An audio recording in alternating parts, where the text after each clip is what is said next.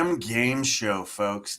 We're doing a little different tonight. What we're doing is we're doing the every man for themselves. All right. Everybody gets 1 minute to plead their case in regards to questions that come up.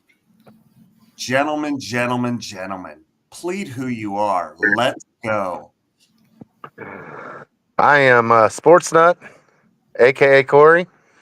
How you doing today? Brandon. My name is Brandon. I'm from the Homicide Podcast. I'm the rookie. I go by Rook. All Rodney. right. I'm Rodney. I'm with the Married to Sports podcast with Corey and Brandon as well. Jake. And I'm Jake, and I just do a little page called Jake's Takes on Sports, and I do a little bit of content with these guys as well. Not fully, but hopefully one day. And folks, I'm your host, Chris, with Getaway Game Sports and Paratravelers.net. So we are going to be going here in just a moment. We're waiting for the question to come up, and we'll get.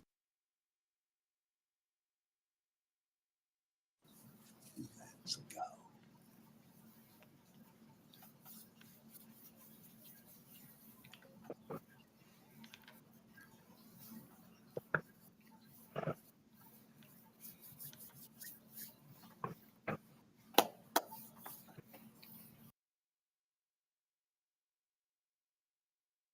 Brought to you by Powerlifting News USA.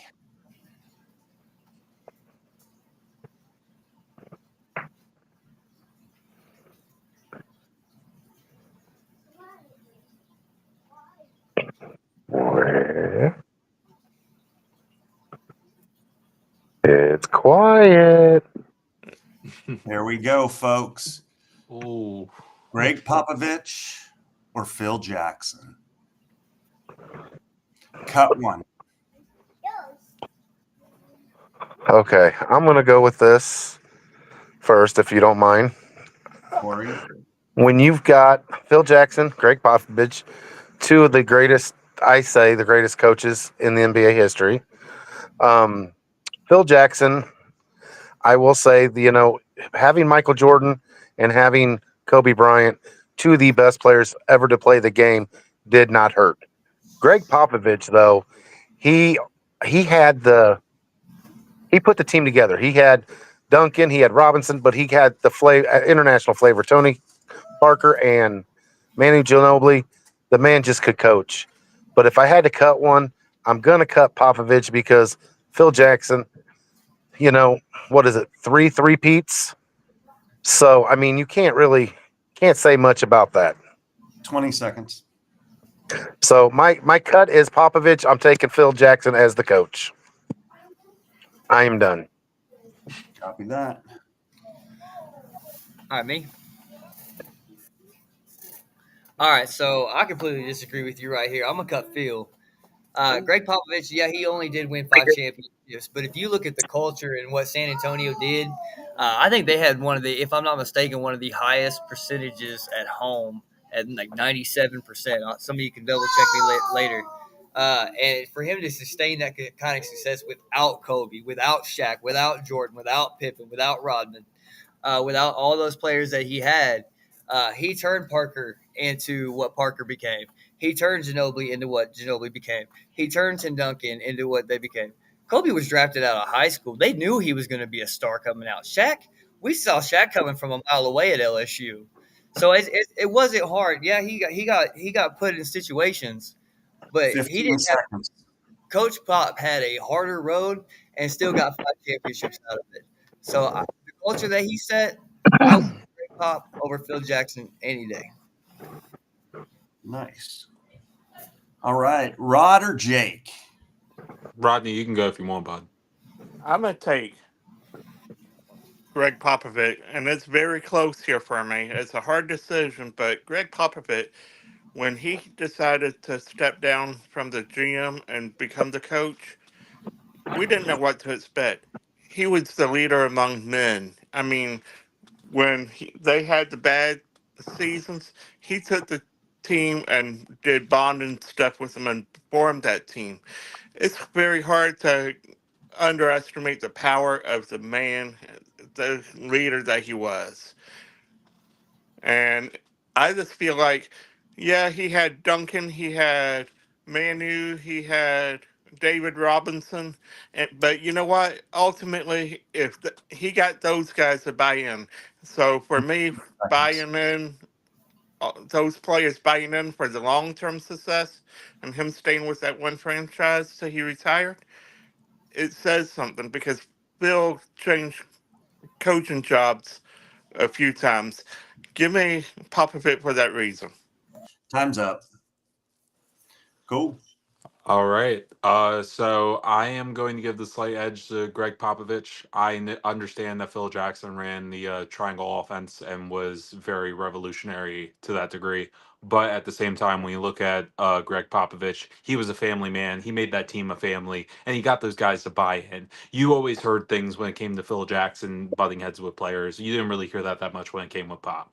Pop was a guy that could get his guys to rally. He was able to keep Tim Duncan when he wanted to leave for Orlando. He was able to get Manu Ginobili to buy in as a late round pick. He was able to get Tony Parker to do the same thing. He was a better team builder, in my opinion, than Phil Jackson ever was or ever could be, because Phil Jackson more so had those pieces already in place where Pop actually had to go find the talent. So give me Greg Popovich. Copy that. Man, this is a tough one because all the answers were good. Let's see. No points for Corey, no points for Rod. Brandon and Jake, I really like what you guys brought to the table. Brandon, though, gets the point. Here's why. Popovich had to mold those gentlemen. And in my opinion, Popovich coming as a GM to being a head coach is never, never easy. And if you think about it, when Duncan came in, he had Robinson, and working with two big men together is really difficult. And trying to get them on the same page, it took them a while, but they finally did it. Brandon, you pled your case. I give you 1 point.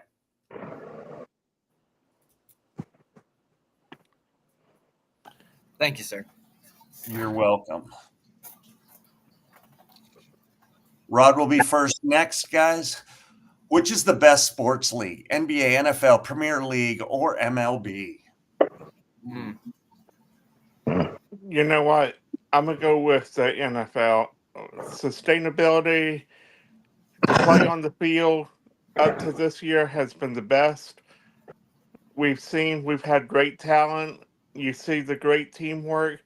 The coaches have been great, but ultimately, it's a more exciting game in a lot of ways because of the level of play. But it's just really a phenomenal sport on the edge of the seat that truly tries to engage and incorporate the fans. All right, cool. I like it. Jake, why don't you go ahead and go? Yeah, sure. So I'm gonna have to say the MLB here. I feel like the MLB does more service for their fans. They actually listen to their fans when it comes to changing rules. They actually listen to their fans when it comes to helping develop umpires better and helping with, the strike zone when it comes with the new technology and such. I think that the MLB cares more about their fans. Roger Goodell hasn't shown me anything about caring about his fans, and neither has Buddy over in the NBA, Adam Silver. So I got to give it to my boys in the MLB. It seems like they care more about their fan base. They care more about their product. It's a better put together league out of all of them. Nice. Corey, why don't you go ahead and go, my friend? Okay. I'm going to say, the NFL, we've seen what the product is on the field, and it's, with the new rules, everything they've had, the new kickoff. I mean, it's not what the fans want. The NBA, they're taking time off to, rest and everything else. It's gotten ridiculous. Then you go to the baseball league, MLB. I mean, it's got a good product, but just depends what stadium you go to watch a game. Watching it on TV, it's long and everything. I'm gonna go with the Premier League. I'm gonna go with the soccer. It's been going for years and years and years. And when you listen to a stadium, you watch a Premier League game, they let the fans get involved. You see things there that you would never see at a professional sports event in the United States. They've got, horns. They've got their fan bases are more, they Tied. support their team. So I'm going with the Premier League. All right. I like that argument. Brandon. Okay, so when we say what is the best sports league, we got to really ask ourselves a question. And that question is, what are we talking about? Are we talking in terms of money? Because that goes to the NFL. Are we talking in terms of competition? It's really hard to fake a baseball game. I'm sorry, but the NBA is completely out of it for me. But soccer is completely known all around the world. And it's honestly, truly the most popular sport. Now, I'm going to personally go with the NFL, one, because it makes the most money, but two, it's the most entertaining to me. And so, unfortunately, we do have the drama which without it we wouldn't have a job. But as far as like making the most money, having the most success, you'd have to look at the NFL and say that right now the NFL is the most successful. And so with the success driven, with everybody being success driven, you have to look at the NFL and say, how do we do what they're doing? All right. Good answer. Wow. You guys made that tough on me. Um, Man, I got to go with actually Corey on this one. And the reason being is this: the Premier League has been around, like he said, for hundreds of years, it seems like. But they do cater to their fans. Even their lower level organizations have fans all the time. They're packed, they're sold out. They have 27 different divisions just in regards to their pros. So if you look at it that way, the sport is unbelievable. Not only the Premier League, but it branches out into the Champions League, the FA Cup, and all that kind of good stuff. So this is why I picked Corey. He actually hit it right on the nose for me. Thank you. Yeah, can't believe I'm doing that with a Dallas fan. Hey, you went for two with Dallas fans. I Man, I know. almost went for Premier League, but I couldn't go with Corey. It I just personally have nothing like connected to it, so it's hard for me, you know. No, is. it's all good. That was great arguments though from everybody. I liked it. All right, whenever you're ready. GM, whenever you're ready, sir.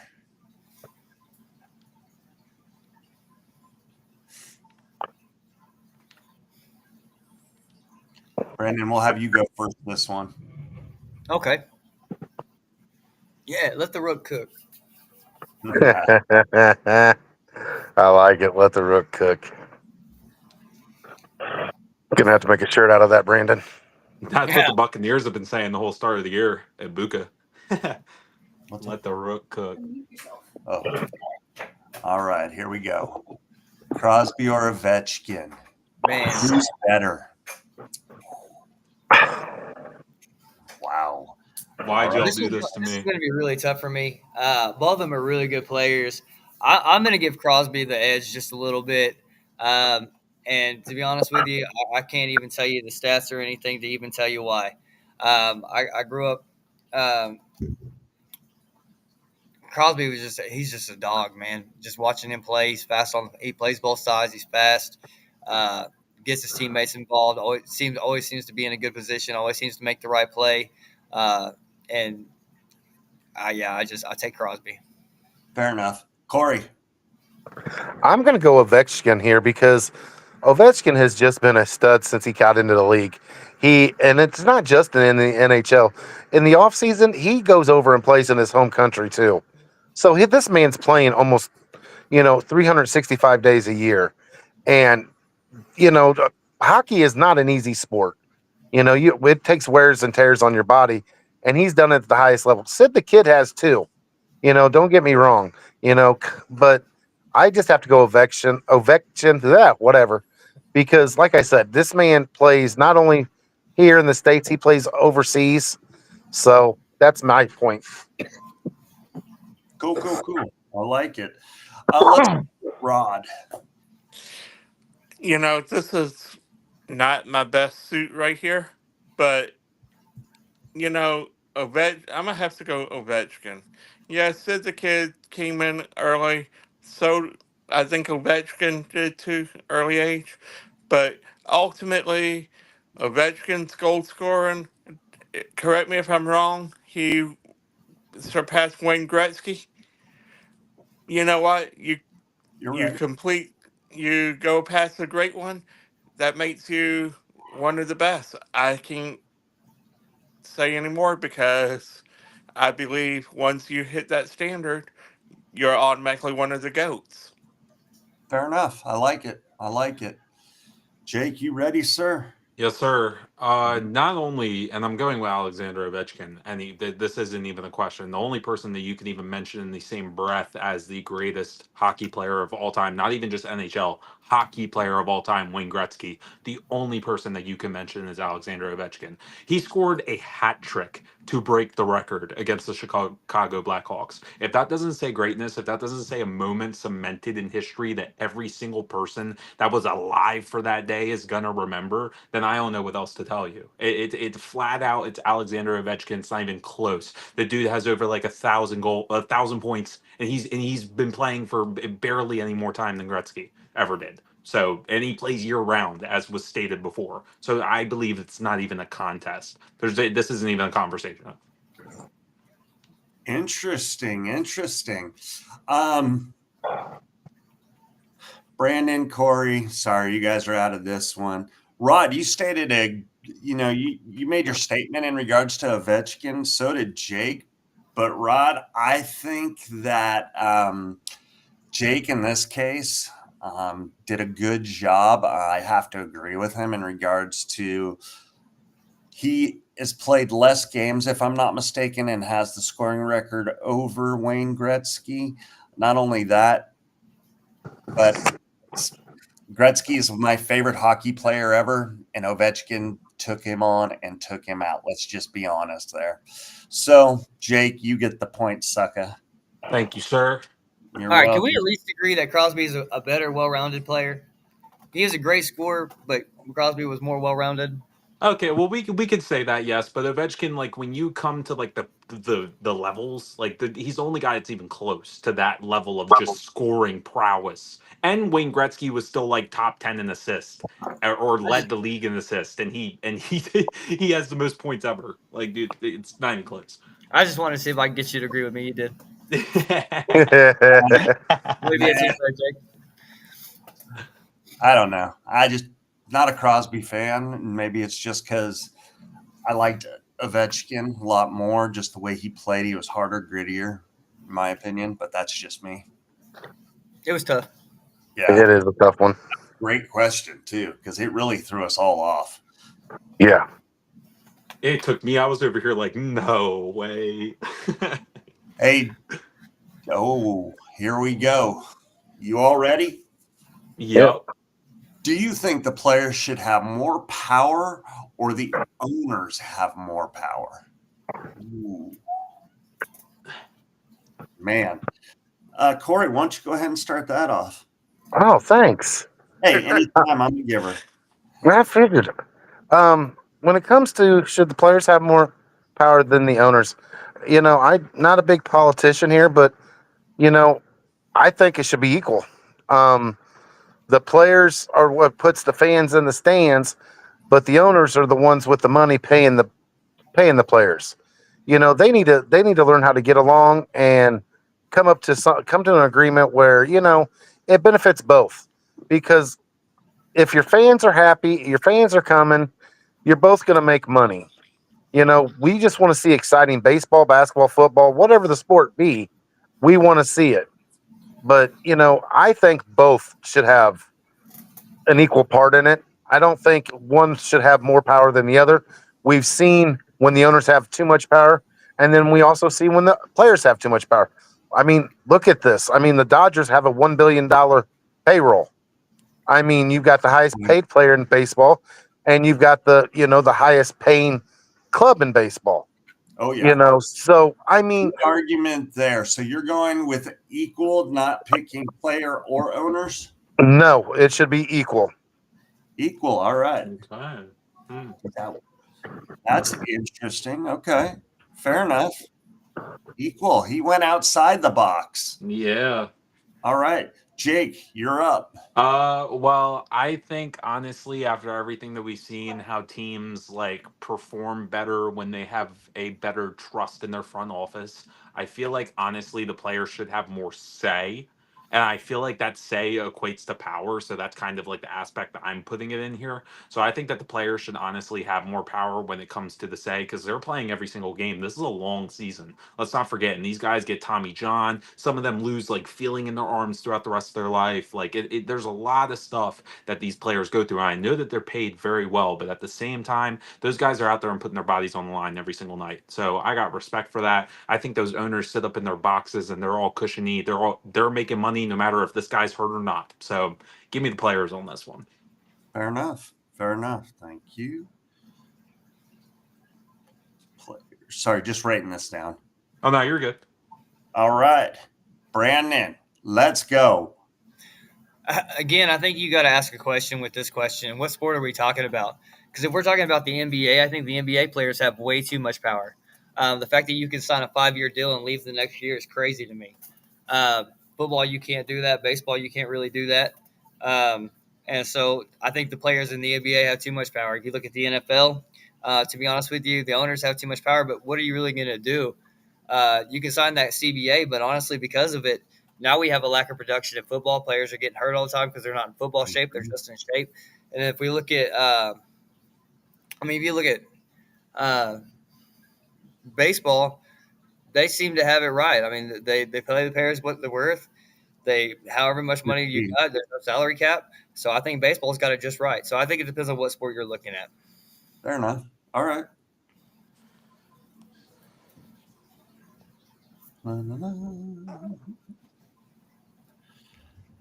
All right. Big hot rod. Let's go. You know, I really believe that the players a lot of time have too much power because you look at how everything gets negotiated. Take the NFL for instance. We're seeing a lot more injuries in the NFL because of the collective bargaining agreement. I think baseball has it right, and it's just because you know what they got good spring training. People want to come and work out and get in game shape. Ultimately, NBA, the players have way too much power. They have too much media, social media, and everything else. I really believe that it should be equal along with Corey, but as long as it's a fair and balanced negotiation in both sides. And a lot of time we don't see the fair and balanced in any negotiation. All right. Wow, that was right at a minute, Rod. Good job. That's a tough one because here's why. In my opinion, you not only do you break it down between sports, but you got to break it down between organizations. And I'm going to just take baseball because we have baseball up there. You can look at two different organizations completely and totally. You guys brought up the Dodgers, number one, okay, with their $27 billion payroll. And then you look at the A's, whose payroll is like $12, okay? They're infamous for their money ball. But look who's getting the most out of their organizations. The Dodgers are getting tremendous amount. The players want to give back. They want to work because they want to win another championship for their organization, okay? The A's, don't get me wrong, they want to win, but it's not there. And you can see it, and I've seen it up close and personal. So to me, I think that Rod gets the point just due to the fact that he did put that out there in the best possible way. I will say this. When I was at the baseball winter meetings, Dodgers were in full force. Great guys to talk to. Scouts were phenomenal to talk to. Always willing to help, always willing to work with you, always trying to get you to the next level that you want to get at. I will say that definitely. And same with the Giants. All right. So guess what, guys? After 4 rounds, Everybody has a point. Wow. Ooh, That's Wow. strong work. Spicy tonight. It is. I like it. I like spicy. Hey, Brandon, Yeah. what's tonight's show brought to us by? Styles Apparel. Heaven sent. Oh, www.stylesapparel.com. Styles with a Z, where we bring you the latest fashion in women's apparel. Check it out. Heaven sent Hellbent Gear. Get your hshbgear.com. Get your 15% off. Promo code married and Liquid Nitro Energy Drink. Thank you, sir. Appreciate you. All right, here comes the next question. Oh. Ooh, Shaq or Kobe? Who's the real MVP?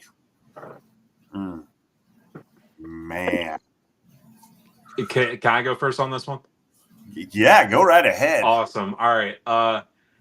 I have to take Shaq just because Shaq was the most dominant force of those early Lakers teams that did win the finals. Don't get me wrong, Kobe did do his work, and Kobe did do it sort of by himself when he had Pau Gasol, etc. later on.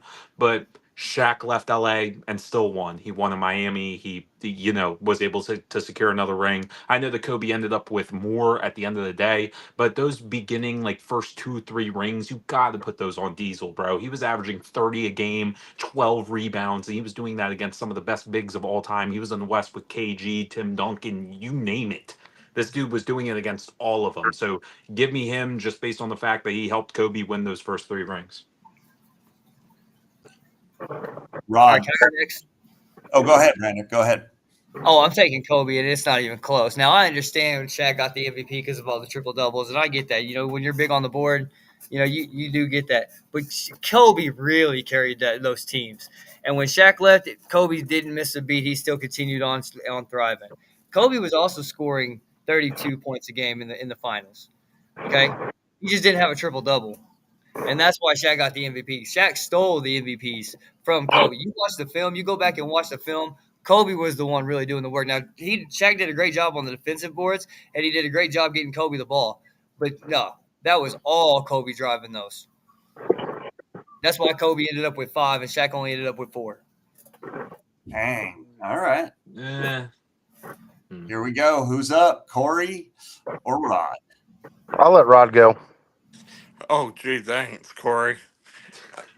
You know, I'm gonna take Kobe, and it's a very minuscule margin. But here's the thing that I'm gonna bring out about Kobe. Shaq had an interview, and he had sat there and said, you know, Kobe had that Mamba mentality. He did not take any crap. He was that guy. He put the men in their place to be the best of all time, and it showed on the court. He took over the game and made the free throws when it was needed. And you know what? Ultimately, he was one of the top three goats of all time for that reason. Okay. I All right. like Here's my take. Kobe, when he first came into the league, one was still in high school, or just got out of high school and came in. Shaq was the MVP at that time. At that time, you know, because he was already as established. Blah blah blah. Then Diesel leaves. He goes to Miami. He wins a championship with D Wade. Okay, so that's great. Now you look at that uniform. That's Kobe's number 8. Okay, he won some championships with Shaq wearing the number 8. Shaq leaves. He goes to number 24, and he goes on a roll. At the end of the day, Kobe's won 5 championships. Shaq won 4. Kobe not only showed that he could carry a team by himself and not by, like he did it all, but he the star power. When Shaq went to Miami, he had D Wade. When Shaq left, Kobe didn't have a D Wade. Paul Gasol was a good, but he did it with role players. For goodness sakes, he got Smush Parker to the finals. I mean, seriously. I mean, Smush Parker. So when that comes to the greatest, who's the real MVP? It's going to be Kobe in my eyes. All right. Man. Okay. So Here's who I got to pick. I really liked this between Brandon and Jake. They both had great arguments for Shaq and Kobe. And I'm a Shaq fan, don't get me wrong. I felt Shaq was a huge leader. And without Shaq, I don't think Kobe does as well as he did. Don't get me wrong, he has the mama mentality, but I think it took the leadership of Shaq to kind of boost him along, just like it took Robinson with Duncan. But Kobe is freaking in my top 3 of all time. So, with that being said, Brandon, I got to give you that point, brother. 1 for 8. Let's go. I don't know. Kobe averaged 15 when he played with Shaq in the finals those first like 2-3 times. So I personally can't. When it comes to them together, I don't know. I can't. Kobe is still the youngest All-Star ever. And coming out of high school, we off the bench dropped 33 on Michael's head on 12/17/97. It Well, was yeah, no, that's fair. I'm not saying that it you're was wrong. I'm just saying, nothing like Shaq was the guy winning those finals. Then, yeah, Kobe won 2 after him, but I am not disagreeing with you there. Like I said, it took Shaq, or it took, Jesus, spit it out. It took Shaq to mold Kobe to help him get where he needed to be. I am not going to disagree with that at all. yeah, I love the discourse. This is actually pretty nice. I didn't know this what you guys did. This is pretty fun.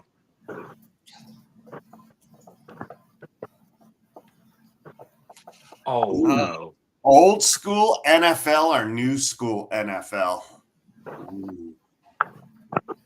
We talking uniforms? Oh. Are we talking everything? Because I it's think not just even the a game question. alone. That's what I gotta say. I'm not saying if we're talking eras of football, it's not even close. Exactly. I think the best era of football was somewhere between 97 to 2011, 12. Yeah, probably Brandon, you're right. You had Eli Manning, Peyton Manning, Tom Brady, Drew Brees, Phillip Rivers, all these Kurt Warner, all these different quarterbacks, and you dare go over the middle. Ray Lewis was going to eat your lunch. Brian Urlacher, Junior Seau, these guys were dominant. These guys, Reggie White, these guys were monsters. You didn't cross the middle. You had to be tough to cross the middle. Michael Irvin, I heard a story from him the other day that it was either run that bang 8 or run back to the ghetto, and I wasn't going back there. And so for me, dude, old school football, it is not even close. I'm sorry. Just the contact rules, the tackling, the entertainment, all-star game, all of it. It was 10 all seconds. better back then. Okay. Fair enough. Who's next? So hold on now.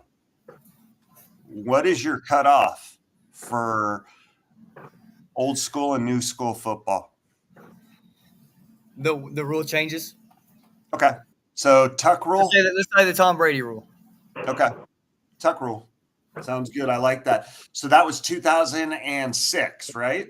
I thought Yes. it Okay. About. was. Okay. So 2006 on is new school. Everything else is old school. Fair?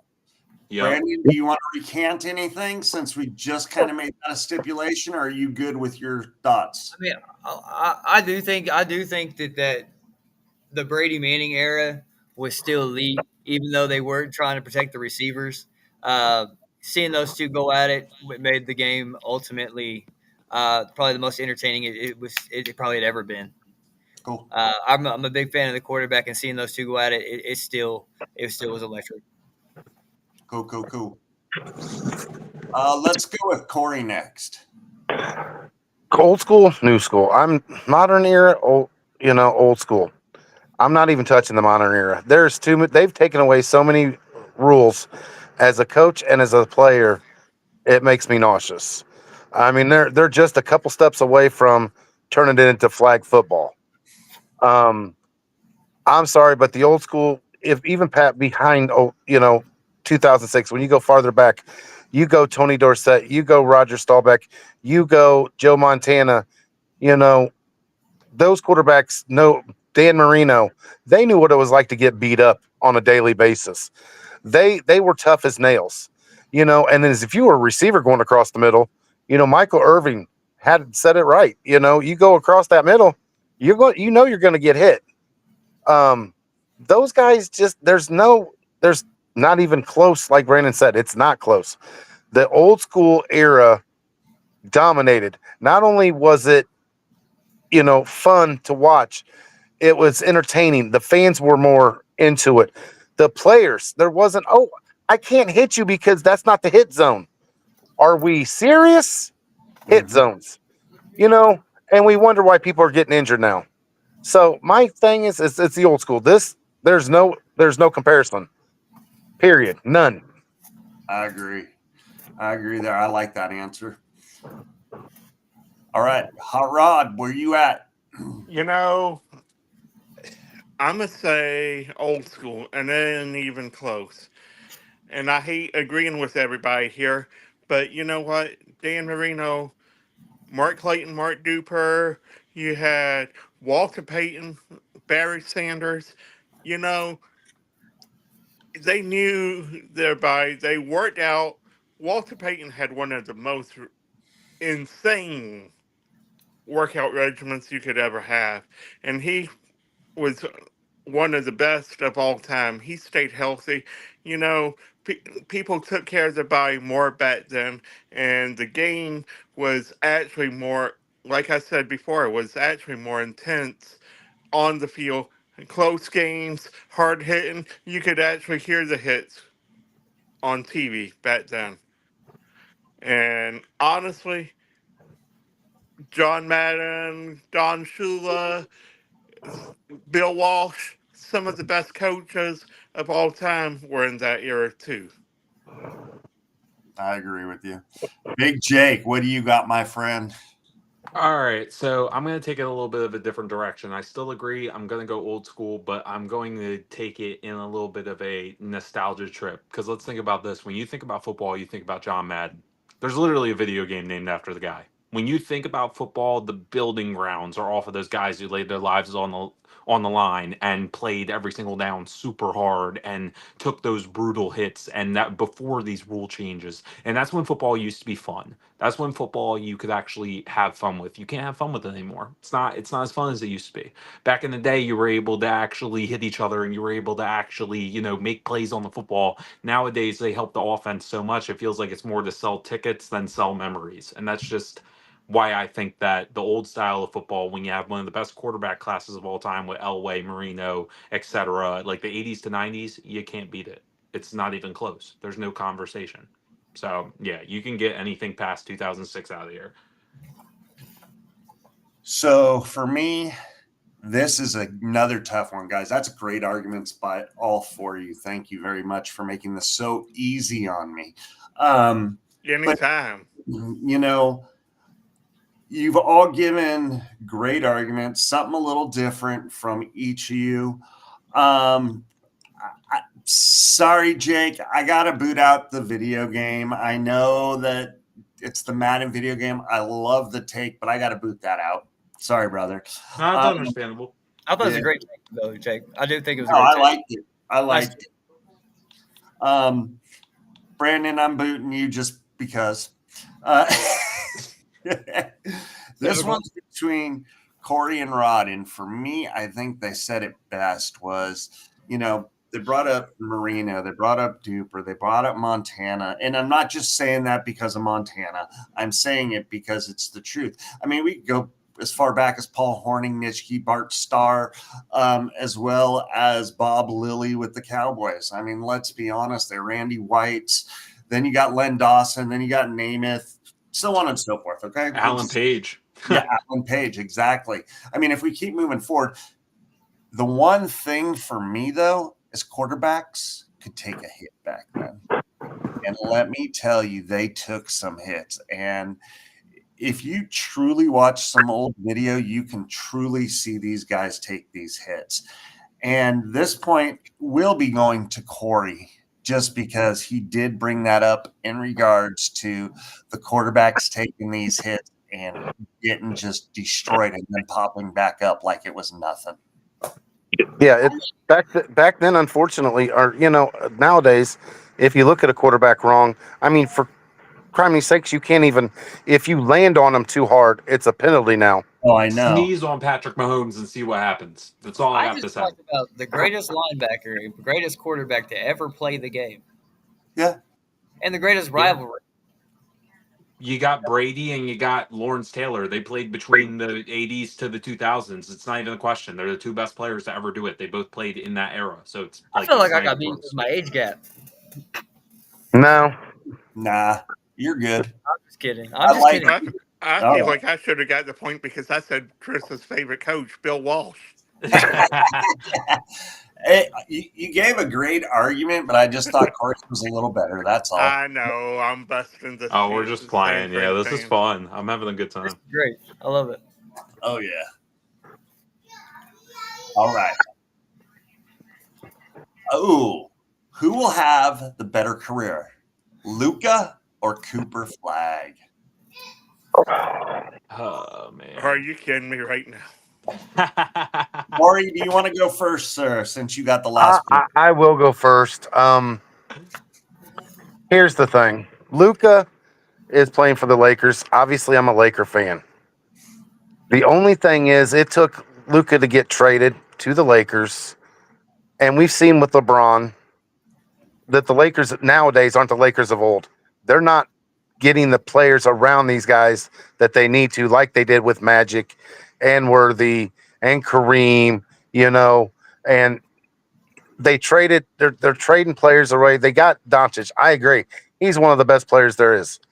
I honestly think though Cooper Flag is going to be one of those players. He like a Wimbiana. He's going to be a difference maker. This year, unfortunately, he's not going to get to play with Kyrie Irving, but I think that's going to help him. Actually, to be totally honest, he gets to play with AD, one of the better big men in NBA. I think when it's all said and done, Cooper Flag is going to be the real deal. I've watched this kid since he was a freshman in high school. He's had the pressure on him since then, and I'm telling you what, he hasn't let down. He has taken every adversity, everything you could possibly do. So I'm going with Cooper Flag, even though I'm a Laker fan and I love Luca. I got to say Cooper Flag this time. All right.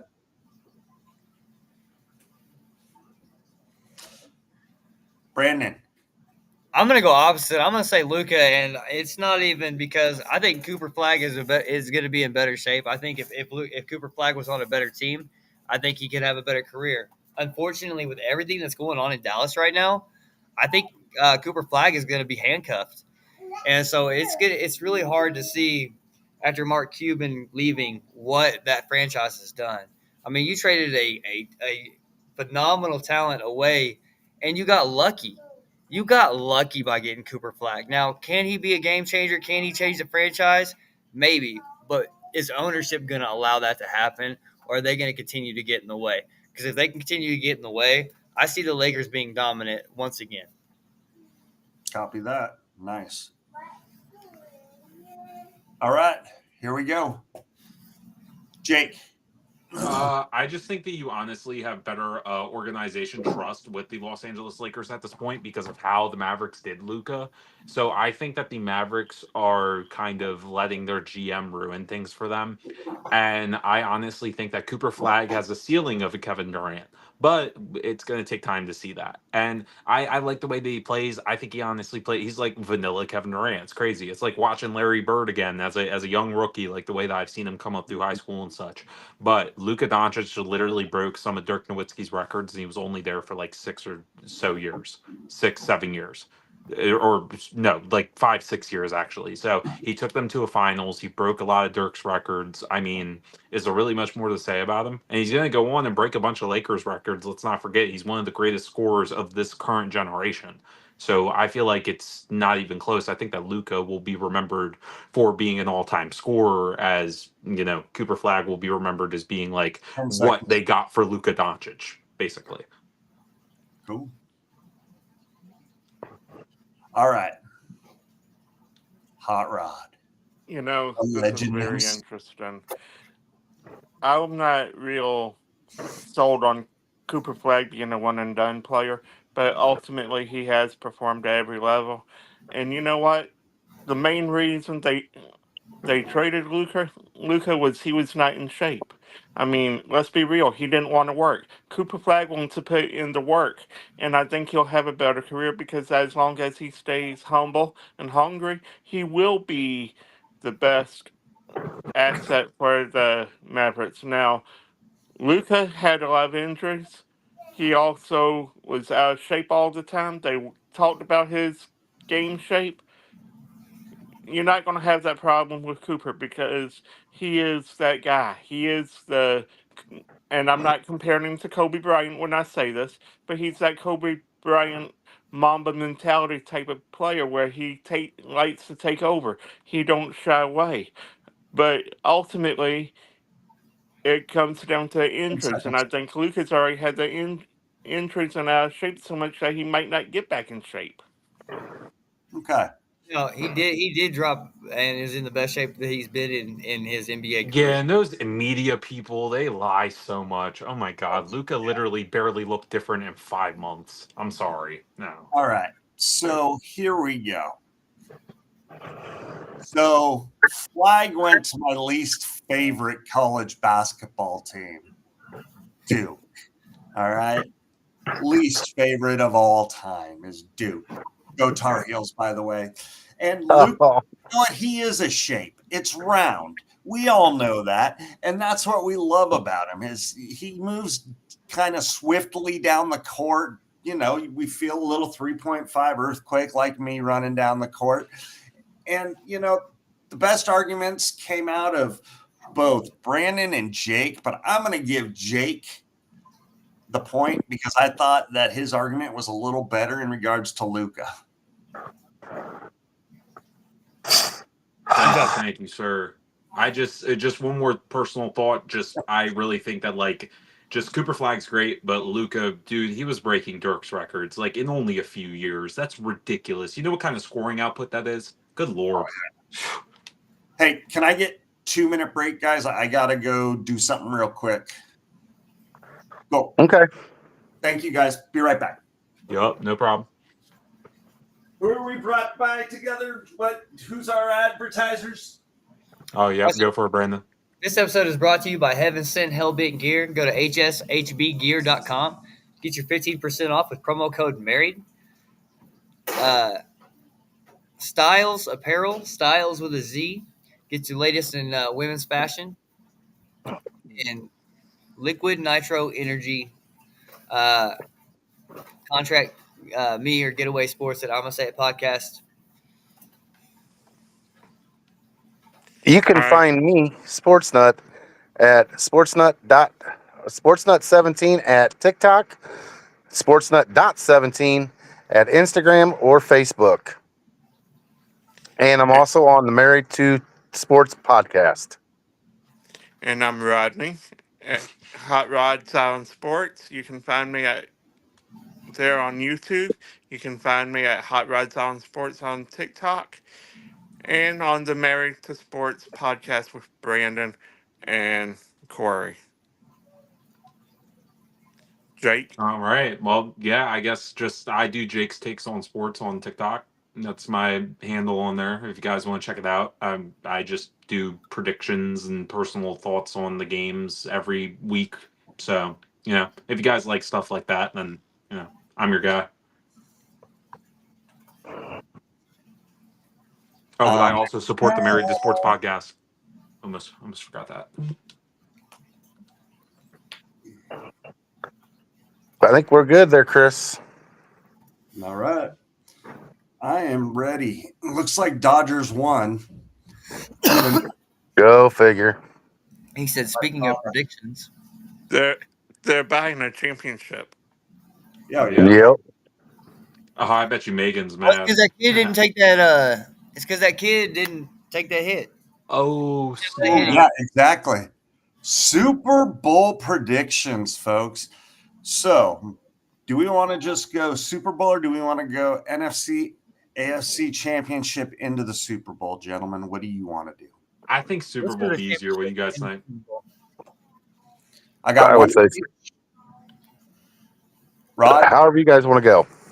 All right. I think we'll do Super Bowl. I think it'd be easier, and we can talk about Okay. why. Here we go, Rod. Since it's going to be easier, you get to start. Oh, gee, thanks.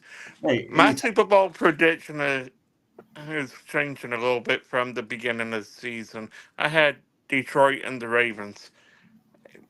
And you know what? I'm still sold on Detroit. I think they have a great core. I think they have a serviceable quarterback in golf that can lead them there. But ultimately, right now, I would have to say, based on how the AFC's running, I really think the Colts could pull out the Cinderella season and get there. And ultimately, my point is with the Colts, is Jim Irsay's passing. Well, it can happen in sports. Nothing but the craziest things always happen in sports. That's why we love sports. So ultimately, right now, I'm going to take the Lions and Colts. I like it. And who do you got winning it? I got the Lions winning their first Super Bowl. All right, cool. Nice. Brandon. All right. So I kind of want to beat up your prediction, but I'm not going to. I think it. I, Uh, I think in the AFC Championship game, it's going to be the Steelers and the Chiefs are going to overcome Aaron Rodgers. Aaron Rodgers is going to have his hurrah song. In the NFC, I think it's going to be the Rams and the Bucks. And I'm not going to pick. I'm not going to shy away from my pick. I have the Rams and the Chiefs going to the Super Bowl. Now, I really wish I would have taken the Bucks, but I accidentally made my prediction before the season, and I'm going to stick with it. So the Rams and the Chiefs. Chiefs are not back. You can't come back if you never win anywhere. Ooh, I like Ooh. that. Damn. All right. Jake or Corey, who wants to go last? I guess I'll let Corey go last. I'll go next. I think that we are gonna have a we're gonna have a Tom Brady Bowl, boys. We are going to have the Tampa Bay Buccaneers versus New England Patriots in the Super Bowl. Now let me tell you why. Drake May and Baker Mayfield are the two statistically best quarterbacks in the NFL right now. If you look at the stats, Drake Mays are comparable to Baker Mayfield's. So debate a wall if you'd like. Those two gentlemen are playing the best quarterback right now in the league. It's not even close. It's literally stats do not lie. And Drake May has the tiebreaker against the Bills now because they beat the Bills first. And also Baker Mayfield's playing elite football even without his wide receivers. Imagine when he gets them back. We're going to see these boys make it to the Super Bowl. I think Drake May's going to have to go through Aaron Rodgers. He's going to do that. And then we're going to have Baker Mayfield going through probably the Lions. And then I'm going to take Baker Mayfield to win that Super Bowl. But Drake May's on the come up. Better watch out. Dang. Yeah, I I have the like. Patriots winning that division, Jake. I like Huh? that take. I have the Thank you, Patriots thank winning you. I've thought about it a lot the last couple of days because of how well Drake May and I said Baker. that Oh my before the God, season they're right started. there. It's crazy. Hey, Brandon, I missed. Who did you have winning? Chiefs or Rams? I'm sorry, my bad. Oh, I have the Chiefs winning it. Okay. Corey. I'm pretty sure you're gonna pick the Cowboys. Yeah, no, not even close. The East is back to being the least in the NFC. So, you know, I'm sat here trying to think I've never made my prediction for the Super Bowl yet. So at all this year. And the more that I sit there and think about it, in the NFC, I'm gonna have to go with Tampa Bay. Everybody's calling them the cardiac kids, which maybe they are right now, but you know what? When what happens in playoff football? Close games, Yep. pressure situations. Tampa Bay has shown that they can do that. No other team has.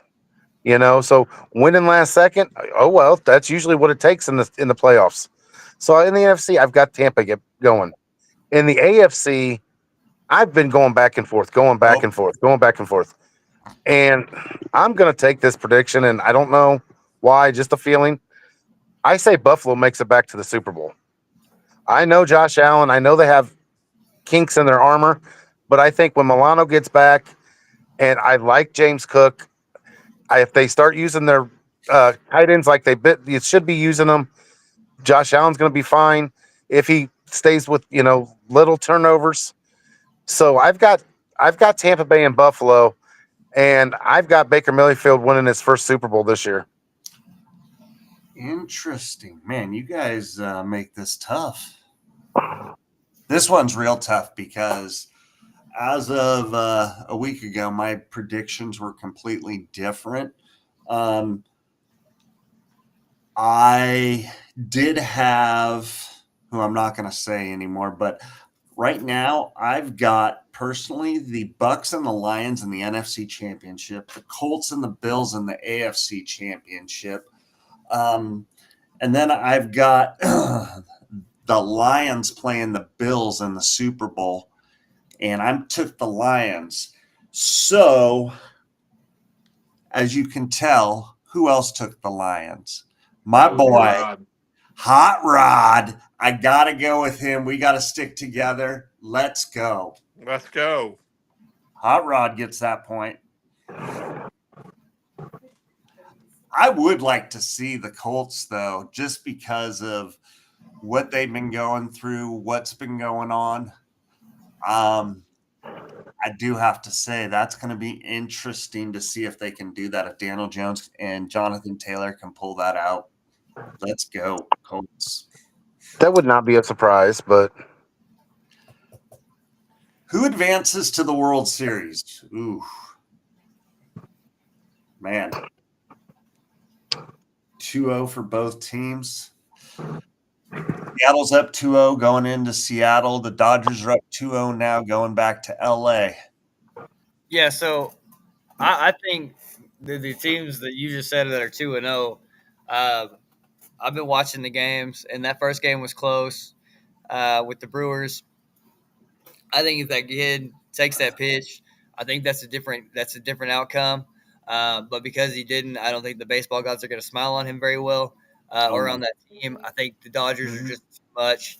I think that they have too much firepower, and I think that the Brewers got hot, stayed hot for a while, but now they're cooling down in this postseason, and that kills you.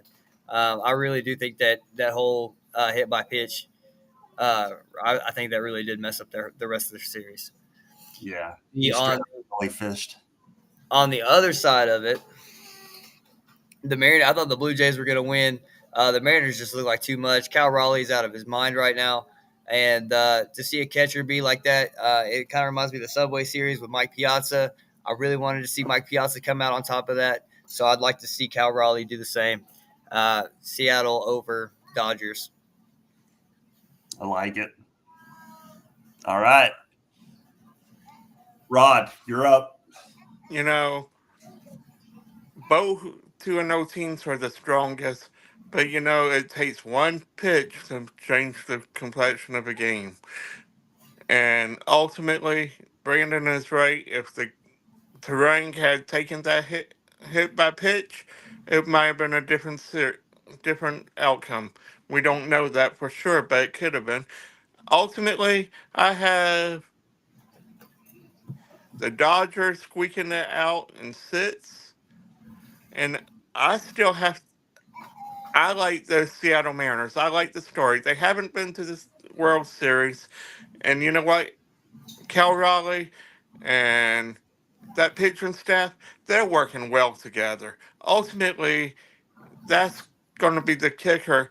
And I mean, they got talent all over that field, so do the Dodgers. But I think money talks, and I think the Dodgers 10 have seconds. the most power. But I'm going to go out on a limb and say Seattle wins their first one. All right. Mariners. If we have to pick games, I'll pick in 7. It's going to be a full series. 7. All right. I like that. Good I'm call. going to go 6. 6. Okay. Um, Jake, I think, got booted accidentally. So, Corey, why don't you go ahead and go, brother? Oh no. all right, I'm going to go with the Dodgers are going to make it in the NLC out of the NL. And then the American League, it's going to be Toronto. But here's the thing: what people, yes, the Dodgers have the best players that money can buy. But what people don't realize is their pitching staff is really shaky. It is not as good as everybody thinks. Snell went 8 innings yesterday. The first time he's went over 5 pretty much all year. Seattle's pitching staff is younger, but they also are more electric. We don't talk enough about their pitching staff. Now, the other out thing about Seattle that I like more than I like the Dodgers is Seattle went out and got the pieces. It's not just Cal Raleigh. You got Polanco. You've got Ariz Rano. Rosiana, or however you Yeah, say it. you've got other players. They have, if I'm not mistaken, 5 or 6 players that hit 20 homers or more. And they're not 20 plus homers and horrible batting averages. They're actually 20 homers Sorry, and guys. good batting averages. So I'm going to take it's going to be Dodgers versus Seattle, and I say Seattle in 5. Ooh. All right. Good call. Seattle in 5. I like it. All right, Jake, you're up. All right. Sorry about technical difficulties, but I'm gonna take the Dodgers winning over the Seattle Mariners. I think the Seattle Mariners finally get there, but at the same time, we've seen the story time and time again where people that haven't been there don't know how to play in those situations. So I'm going to take the guys that are more experienced. Give me the guys that won last year. It just seems more ethical. It seems like it makes the most sense because I would love for Seattle to go on a run, but I just don't think it's possible. I think it'll be the same thing as Toronto when they played the Yankees in the series earlier in the season because it's just Aaron Judge and then like who else? And I think it's going to be the same for Cal. I think the Cal's going to face too much competition over there against LA, and I think LA wins that in 6, honestly. Because Okay. that Yankees team was way better. Last year's Yankees team was way better than this Mariners team. Way better. Not even close. But their bats got hot at the right time. Yeah, no, that's Yeah. true. That's true. I give you that for sure. For sure. But Yep. give me LA in 6. Okay. So since you took LA, you're out. Uh, Nah. sorry, I couldn't resist. I had to. No, it's all good. I mean, hey, that's just how I see it. Um, I like the arguments between Corey and Brandon. They both brought up Cal Raleigh, the catchers. They also brought up pitching. And one thing that I have said is that Seattle does have the absolute best young pitching staff that people do not know, but they're going to learn who they are, which they pretty much have in the playoffs so far. But the playoffs aren't over. World Series isn't over. But I am going to take Brandon in this one because his argument to me was the best. Thank you. You're welcome. All right. How many more questions do we have, GM?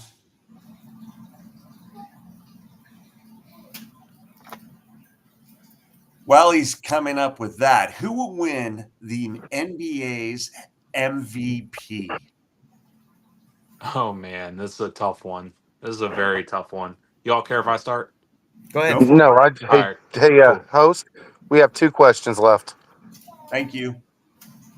All right. Well, I think that we're gonna go back to a fella that is we've already talked about in this little discussion. I think Luka Doncic. I think it's pretty obvious because of the fact that I think that Luka's about to have his first Kobe season where he's got to average like 30 to will this team anywhere. I know he has LeBron James. I get that. But at the same time, LeBron's getting older. LeBron's going to be a comparable piece, but I think it's going to be more of a Pau Gasol to a Kobe Bryant type of deal. And I think that we're going to see a scoring output by Luka Doncic that we've never seen before because also Luka's going to be competing with that Cooper Flag to prove that he's better for LA than Flag is for Dallas. So I think Luka's got a lot riding on his shoulders this year. I think he has the most to prove. I think that he's in for his Kobe Pau Gasol year with LeBron James potentially in his last season.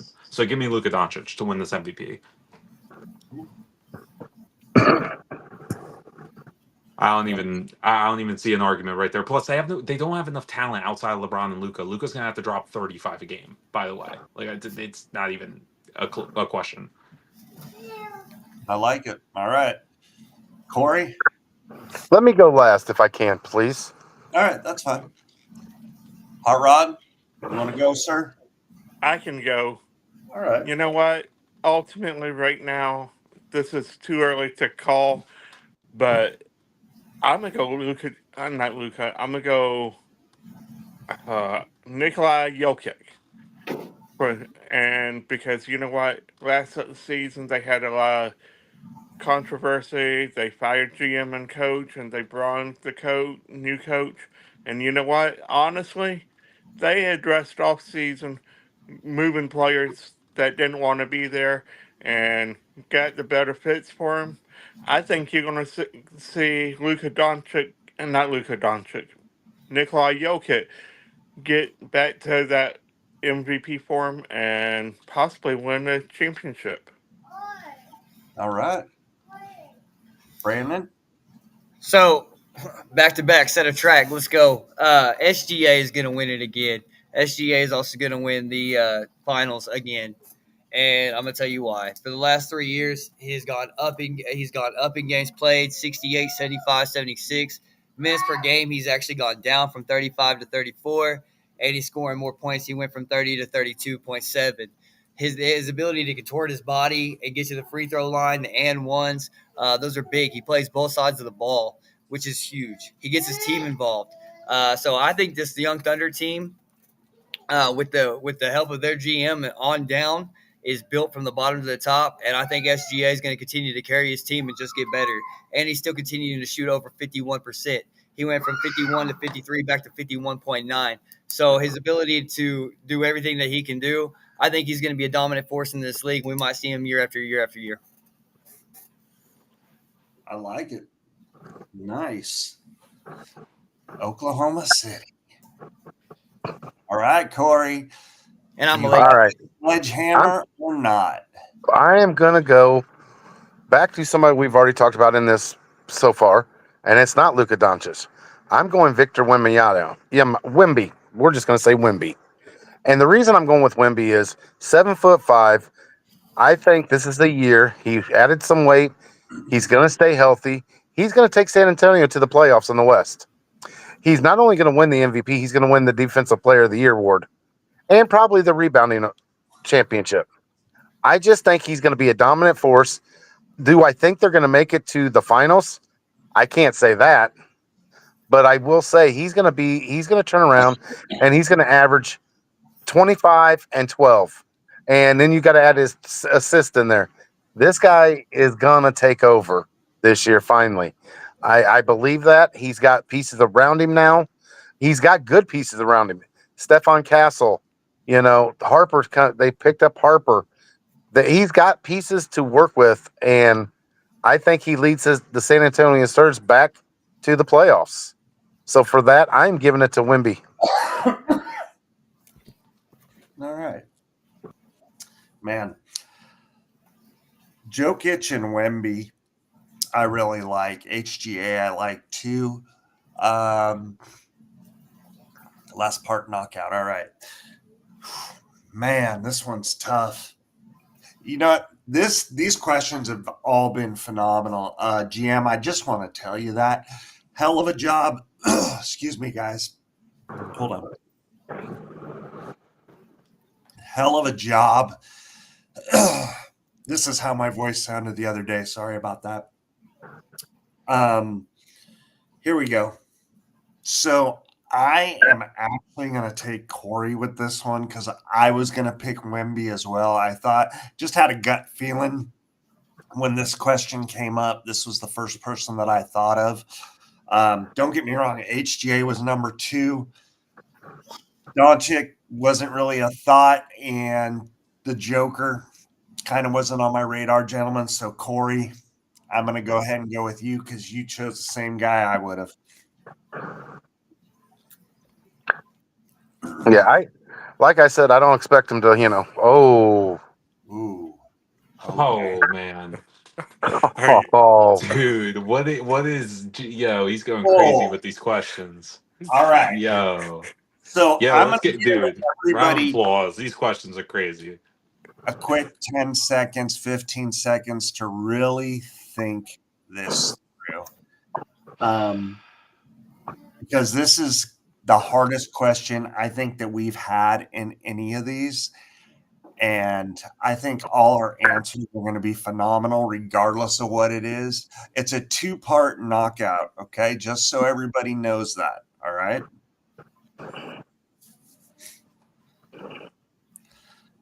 Okay. Mm. Oh, yeah. Think your thoughts. And this is how this is going to go. Corey, you won the last round. I'm going to go with Rod next, Brandon, then Jake. Okay. All right. Who would win a head to head between Muhammad Ali and Mike Tyson? Really? Okay. First and foremost, Oh, I wow. know Mike Tyson. I know Mike Tyson, youngest heavyweight champion. Mike Tyson is a bad, bad, bad man when he was in the ring. Bad man. But people don't remember, the younger people don't remember Muhammad Ali. Muhammad Ali told you when he was going to knock somebody out. Muhammad Ali told you what he was going to do. Muhammad Ali did his Babe Ruth in the ring, not just once, multiple times. You know, he sat there and took a beating from George Foreman just to prove a point before he laid him out. This man is the greatest boxer of all time. He would rope a dope Mike Tyson. I swear he would do it to Mike Tyson. And Mike Tyson would wear himself out trying to knock him out. In their primes, I'm going to take Muhammad Ali. I'm going to take Muhammad Ali no matter who the boxer is. The man set the precedent. Plus, the gloves that he used weren't as padded as Mike Tyson's, wasn't as padded as they are nowadays. So when people say he wouldn't take a hit, he took a hit. George Foreman, you know, was a big man, a hard hitting man, and he took it. So, me all day long, I'm taking Muhammad Ali. He is the greatest of all time, period. Hands down, but they are one and two.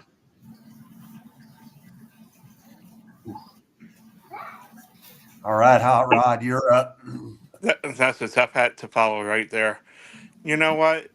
I agree, Muhammad Ali, because he says float like a butterfly, sting like a bee. But you know what? Mike Tyson had that deliberate punch. He had that bad mentality, like Corey said. Ultimately, I don't think it'd be close. I think Muhammad would knock him out first round. Honestly, because he had the best footwork of anyone. I mean, ultimately, the footwork is what in boxing is what sets you up to throw the perfect punch. So ultimately, give me Muhammad Ali just based on footwork and sheer power. All right, Brandon. Now, before y'all go dogging on Mike Tyson, now, if I'm not mistaken, I think he had most first round knockouts. If I'm not mistaken, his boxing matches lasted about as long as his career. And so his ability to knock somebody out in the first round was not what Muhammad Ali. Muhammad Ali was a lot about wearing you down, wearing you down, wearing you down. Now here's where I'm going to take Muhammad Ali. If you go back to the time Muhammad Ali was, one of Mike Tyson's biggest things was intimidation. With everything that Muhammad Ali grew up in and grew up through, you weren't going to be intimidated of Mike Tyson. You weren't going to, and his quickness, his finesse, his ability to move around the ring was a lot better than Mike Tyson's. So his IQ was a lot higher than Mike Tyson's. But Mike Tyson, he gets hold of you, he's going to knock you out. And so I think that Muhammad Ali would have done a better job escaping. I think it would have been a lot like Floyd Mayweather, just a defensive artist. But absolutely, I did watch. Obviously, I wasn't alive, but I saw the replays of him taking on Joe Frazier, and he did take a beating. So I think both men can take a beating, but I think Muhammad Ali, with the quickness and the speed and the IQ, I think he just gets past Mike Tyson. But hopefully, with both ears. Oh Lord. All Why'd right. Man. you throw that in there, Brandon? Well, I mean, I think that we all have a consensus here. I think that this really isn't even an argument. I will say, however, I do appreciate Brandon for pointing out that Mike Tyson was still that dude. Let's keep it a being. Let's be honest. But at the same time, you have to admit that like Mike Tyson was giddy and like looked like a little kid excited to meet Muhammad Ali on that show when Muhammad Ali was, past his prime and all that. Mike Mhm. Tyson looked up to Muhammad Ali like a hero. So honestly, I think that there really isn't a lot of Mike Tyson without Muhammad. Muhammad was the first, like the first, like that iconic picture, just the iconic fights that he had, how he bobbed, waved his head, was able to basically be untouched. He moved like a shadow, but hit people like a freight train, and that's why I would take Muhammad Ali 20 times out of 10. It's not even close. My pick's Ollie, and mine might be a little bit different. Mine is more for his cunningness, getting the psychological game going as soon as that contract was signed. He would start talking smack, getting in the head of his opponents. The minute that contract was signed and it was on, that's when it started. That's when it went. And that's when you knew if Ollie was going to win or not. Okay. Now, here we go. So I'm going to get a little bit more into my in depth, and I'm going to pick my winner. Okay. Of this round, and then I'll tally everything up and we'll go from there.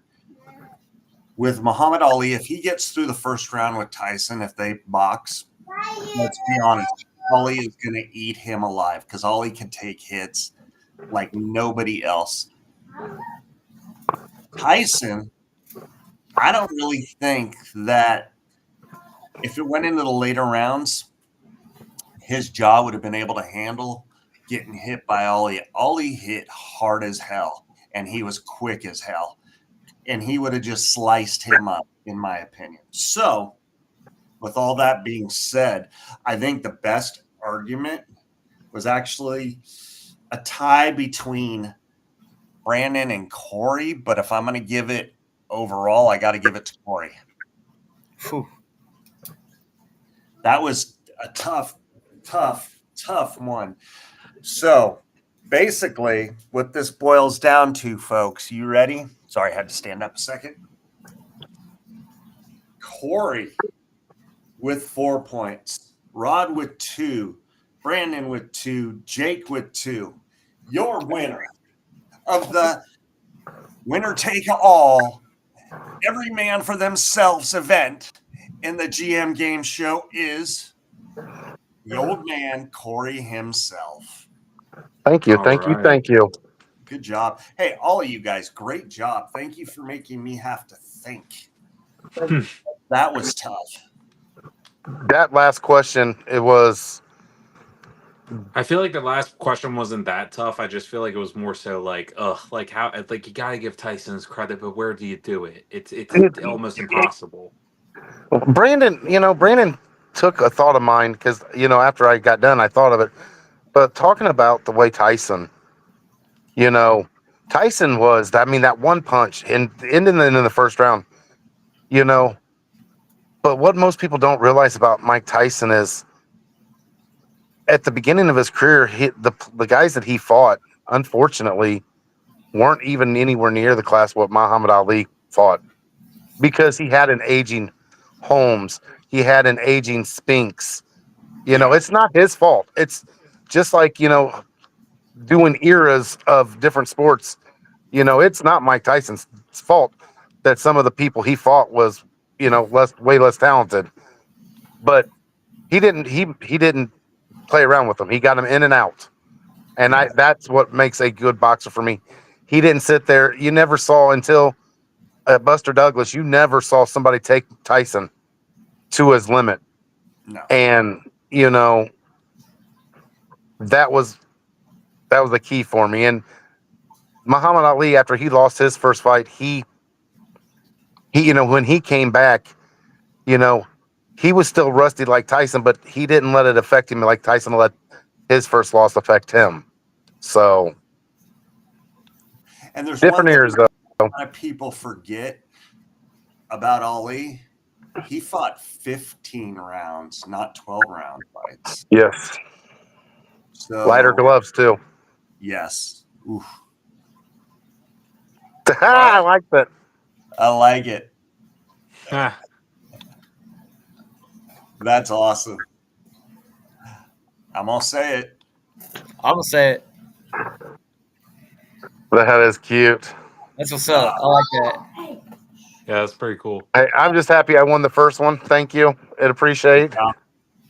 Not so, bad does for an that old mean man. that you Oh, host the next one, right? But here's the thing. When you get into these sports things like this, Brandon and Jake being younger, they do get a little bit of advantage because you know what they remember their memory's a little bit better. You know Well, what yeah, they you might got not know Alzheimer's. is they don't know they might not remember way back when, but it's fresher in their minds and it makes it hard. This old man's got to really sit down and think. I I agree with hear you, you. Corey. And I think For I thank you two for that because it makes me sharper when it comes to sports. for the old men on the panel, our brains don't work as well as our mouths. Our mouths work as well as our brains, however you want to say it. Yeah, I do. I love the challenge of both of them. And I Yeah. mean, that's one of the reasons I love the podcast is the challenges. Oh, yeah. Uh, Oh, I'm going to say oh, it's coming oh, up. burner. Oh snap! That's Let's sweet. That's go. gonna be crazy. That'll be fun. That That will be Tony's like Stephen A. Smith, bro. I tell you, it's like Stephen A. Smith versus the board. Good luck. Oh, I can't wait to see that. So, real quick, I just want you guys to know this is my notes. I don't know. Oh, wait. There it is. I Wow, actually took That was the notes. coolest magic trick ever. that's Thank so you. Thank Hey, cool. you. his dog ate it. Yep. But I did take notes, so I didn't want you to think that I was just picking to pick. You did a very good job, host. Not just saying that because I won you, but you really did a good job. Well, thank you. I tried. Everybody did really good on here. Oh, yeah. Rod's the best, though. Let's be Yeah. honest. That And was He, our a ton of fun. I want It to thank our was GM for putting bliss. everything up together. So definitely. Eric has Phenomenal done a great questions, job. GM. Well, Phenomenal folks, questions. You made us think. God, yeah. All right, everybody. Well, hey, this was brought to you by Paratravelers. That's PERATRAVELERS.net. I can get you anywhere you want to go around the world. All right. As well as liquid nitro energy drink. And Brandon, Heaven Sent Hellbent Gear, hshbgear.com, 15% off, promo code married. there And we go. Styles Apparel. That picture is great. That's the GM, folks. That's him. He's a beast. And the thing is, we Jesus. can't forget Power Wrestling News USA on YouTube. Powerlifting News USA. Powerlifting News USA on YouTube. All right, everybody subscribe. Everybody check it out. Definitely.